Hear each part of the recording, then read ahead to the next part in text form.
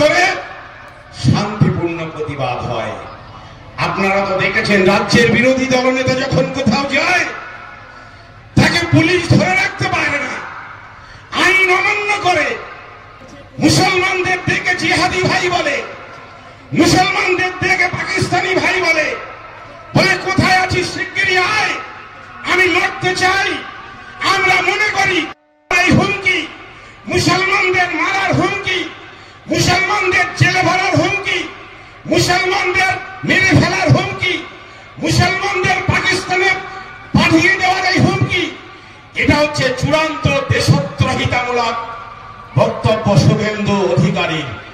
Police কেন চুরি হাতে দিয়ে থাকে?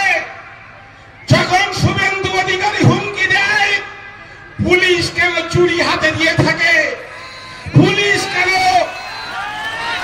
দুর্বল হয়ে যায়? আমরা জিজ্ঞাসা করতে চাই, শুভেন্দু অধিকারীদের জন্য কি একরকম আইন, আর কামরুজ্জামানদের জন্য কি আর একরকম আইন? যারা দেশের শাসন মানে, যারা সম্প্রীতির কথা বলে, যারা হিন্দু মুসলিম ভাই ভাই বলে, তোমরা তাদেরকে চোখ রাঙাবে। আর যারা বিচার ব্যবস্থাকে বুড়ে আঙুল দেখায়, যারা পুলিশকে কথায় কথায় হুমকি দেখায়, যারা রাজ্যের সাম্প্রদায়িক সম্প্রীতির ঐতিহ্য নষ্ট করতে চায়, তখন তোমরা তাদের কাছে ম্যাও ম্যাও করো, তাদের পায়ে পড়তে চাও। এটা কিন্তু আমরা অন্তত